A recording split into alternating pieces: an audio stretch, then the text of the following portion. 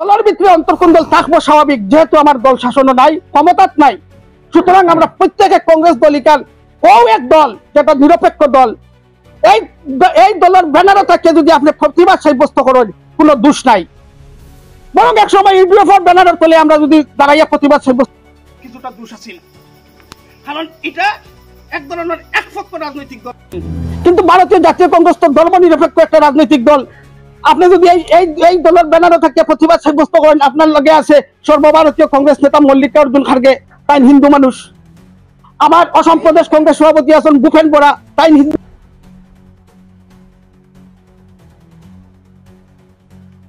তাইনো হিন্দু মানুষ। আমার রামকৃষ্ণনগর ব্লক কংগ্রেস সভাপতি আছেন বিজিত কুমার দাস, তাইনো হিন্দু মানুষ।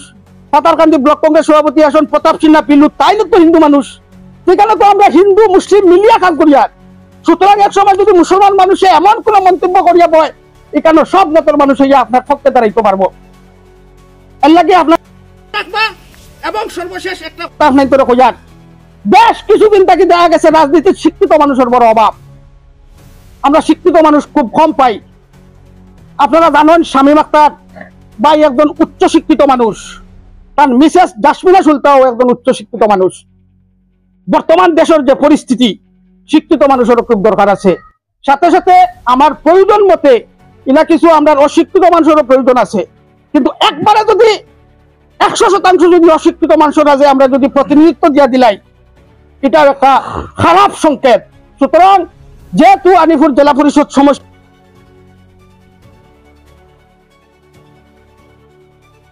জেলা পরিষদ সদস্য আসলা, পরবর্তীতে হেলাল খান সাহেব আসলা, এখন আমরা একজন শিক্ষিত মানুষ পাইছি। যেহেতু এটা মহিলা সংরক্ষিত করে লাইছে জাসমিনা সুলতানা, আমরা আগন্তুক দিনে আমরা এখানে জেলা পরিষদ সদস্য পাইমু। কিন্তু তার প্রতিনিধি হিসাবে যে মানুষটাকে পাইমু, শামীম আখতার একজন উচ্চ শিক্ষিত মানুষ। তার প্রত্যেকটা ভাই মাঝে জনপ্রিয়তা আছে, এরা মানুষের সাহায্য করে, সহযোগিতা করে। সুতরাং আপনারা প্রত্যেকের কাছে আপনার একটা অনুরোধ থাকবো, এটলিস্ট করিমগঞ্জ সমষ্টির মাঝে সবথেকে বেশি ভোট দিয়া জাসমিনা সুলতানের ফাঁস করাইয়া আমরা কংগ্রেসের হাত যে মজবুত আছে ওটা আমরা প্রমাণ করব। ধন্যবাদ। ব্লক কংগ্রেস সভাপতি মনোজির আলী সাহেব উপস্থিত, আমাদের কংগ্রেস দলের বিভিন্ন পদাধিকারী এবং পাতিয়ালা গ্রামের সুদী জনসাধারণ। তো আজকে পঞ্চায়েত নির্বাচন আগামী 2 তারিখ অনুষ্ঠিত হবে, 2 মে। তো আমরা এখানে সংখ্যালঘু অধিক মানুষ থাকা সত্ত্বেও আমরা বিভিন্ন সংখ্যালঘু এলাকায় মিটিং করতে হচ্ছে, বুঝাতে হচ্ছে যে কংগ্রেসকে ভোট দাও। সমস্ত প্রাণে রান বাজি রেখে তারা ফাইট করে।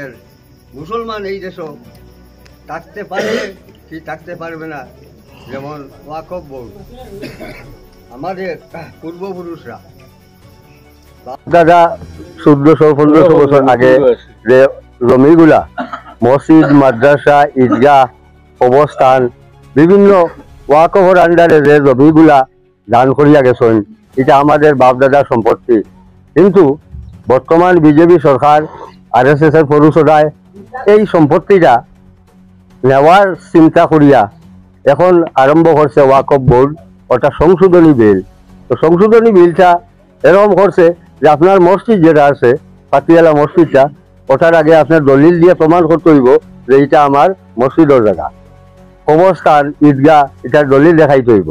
যদি এটার দলিল দেখাইতে পারেন না, এটা সরকারে এটা অধিগ্রহণ করব। যেমন আপনার মসজিদের আধা বিঘা জমি ফাজিল আছে, বড় একটা আঙ্গিনা আছে, তো এটা আপনার মসজিদের এরিয়া নাই, এই জায়গাটা তারা নিয়ে যাইব। এখানে ওয়াকফ বোর্ডও আগে টোটাল আসলো মুসলিম মানুষ, ধর্মীয় মানুষগুলারে দিয়া একটা কমিটি বানানি, all India committee, state committee, district committee, বিভিন্ন স্তরের কমিটি আসলো।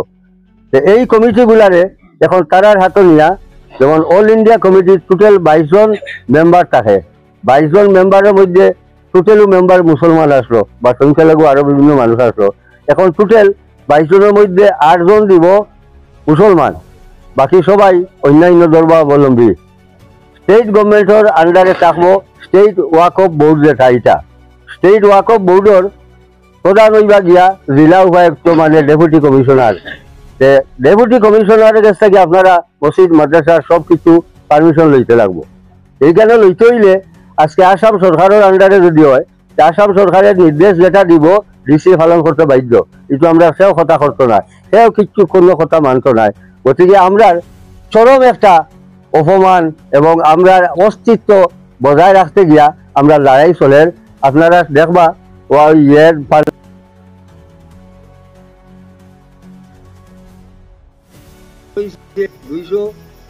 280-82 কত বুটে 280টা বুথে ফাঁস হয়েছে আর 232টা বুথ বিভক্ত করছে।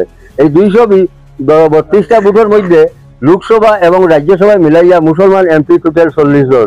এই 40 জন লইয়া বাকি যারা 182 জন হিন্দু মানুষ এমপি বলে আমরা পক্ষে সমর্থন করছে। গতিকে আমরা হিন্দু মুসলমান নাই, ভারতবর্ষের যারা শুভবুদ্ধি সম্পন্ন হিন্দু মানুষ আছে এরা কিন্তু এই অন্যায়টা মানেন না।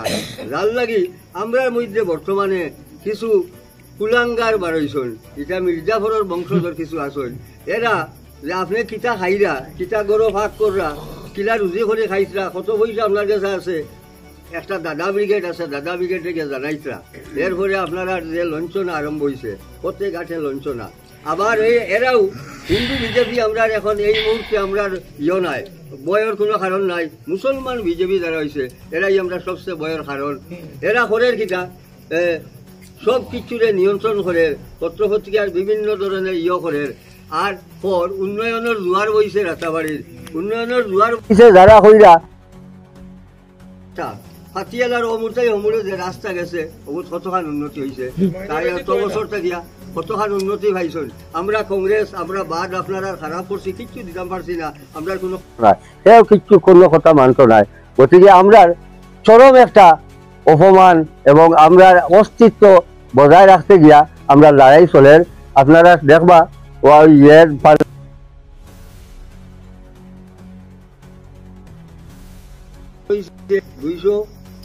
280-82 কত বুটে 280টা বুথে ফাঁস হয়েছে আর 232টা বুথ বিভক্ত করছে।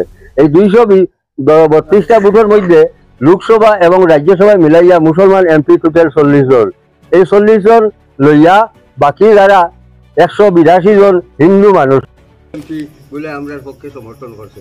গতিকে আমরা হিন্দু মুসলমান নাই, ভারতবর্ষের যারা শুভবুদ্ধি সম্পন্ন হিন্দু মানুষ আছে এরা কিন্তু এই অন্যায়টা মানেন না। যার লাগি আমরার মধ্যে বর্তমানে কিছু কুলাঙ্গার বারইছন, এটা মির্জাফরের বংশধর কিছু আসন, এরা যে আপনি কিতা খাইরা, কিতা গরো ভাগ কররা, কিলা রুজি করে খাইছরা, কত পয়সা আপনার কাছে আছে, একটা দাদা ব্রিগেড আছে, দাদা ব্রিগেডে গিয়ে জানাইছরা। এরপরে আপনারা যে লঞ্চনা আরম্ভ হয়েছে, প্রত্যেক ঘাটে লঞ্চনা। আবার এরাও হিন্দু বিজেপি আমরা এখন এই মুহূর্তে আমরা নাই, বয়ের কোনো কারণ নাই। মুসলমান বিজেপি যারা হয়েছে এরাই আমরা সবচেয়ে বয়ের কারণ। এরা করের কিটা সব কিছুরে নিয়ন্ত্রণ করে, পত্রপত্রিকার বিভিন্ন ধরনের করে। আর পর উন্নয়নের জোয়ার বইছে রাতাবাড়ির, উন্নয়নের জোয়ার যারা হইরা হাতিয়ালার অমূর্তাই অমূরে যে রাস্তা গেছে অমূর কতখান উন্নতি হয়েছে, তাই এত বছর থাকিয়া কতখান উন্নতি পাইছেন। আমরা কংগ্রেস আমরা বাদ আপনারা খারাপ করছি, কিচ্ছু দিতাম পারছি না, আমরা কোনো ক্ষমতা নাই 10-12 বছর থাকিয়া। কিন্তু বাকি যে উন্নয়ন আলা যে সরকারগুলো আইছে, উন্নয়ন আলা সরকারগুলারে আপনারা কিতা করছে। আমরা এখন যে বেশি বক্তব্য আপনারা দিতাম দেওয়ার মতো কিচ্ছু নাই, মিডিয়ার মারফতে আমরা সবে ভাইরা। গতিকে আসন্ন নির্বাচনে আমরা যে অন্য জেলা পরিষদ একটা জিতাইয়া আপনার আর বাদ কাপড় দিতাম পারমু, কিচ্ছু পারতাম না, আমরা কিচ্ছু পারতাম না। আপনার আর বিপদ আপদ আমরা তাকমু এবং উপরে যে একটা মেসেজ দেব যে আমরা যে উন্নয়নের জোয়ার বইছে মানুষের কাছে এটা পৌঁছছে না, মানুষে মানছে না। গতিকে বিজেপি বিরোধী কংগ্রেসের ভোটটা দিছে, ওটা হইল গিয়ে আমরার ব্যবহার, ওটা হক কথা। আর ইনো জেলা পরিষদে আমরা হকলে করতাম, আমরা যে ভারতবর্ষের 2 নম্বর নাগরিক হওয়ার RSS একটা প্রোগ্রাম। RSS আমরা 2 নম্বর নাগরিক, আমরা চাকরি থাকি বঞ্চিত হইমু, আমরা সরকারি কাজ কর্ম থাকি বঞ্চিত হইমু, ঠিকাদারি থেকে বঞ্চিত হইমু, সব থেকে বঞ্চিত করার লক্ষ্যটা হইল RSSর। RSSর পলিটিক্যাল পার্টির নাম দিছে ভারতীয় জনতা পার্টি মানে বিজেপি। তারা পিছিয়ে থেকে বইয়া যেটা ডিকটেশন করিয়া দিব ওলা করো তারা ওলা করে। গতিকে আমরা এই ভয়ানক RSS থেকে বাঁচতে গিয়া ব্যক্তিগতভাবে কিছু দিতে পারতাম না। আমি নিজে এখনো সক্রিয়ভাবে রাজনীতি খুব বেশি দিন থেকে নাই, আপনারা সবাই জানেন। আমি আমার বাবার লগে চলছুন হিসাবে আমার ইব্রাহিম শাহ বিদ্যা মনোজ শাহ এরা দেখি আমি সাধারণ লোকে আইছি আমি ব্যক্তিগত কোনো লাভ করা লাগে বা পেট খালি বড় করা লাগে আমি আইছি না এখানে আপনারা বিশ্বাস করবা এর বাদে হইল গিয়া আপনার কিন্তু এর উপরে আপনার যে টাইপ যেটা আছে একজন জেলা পরিষদ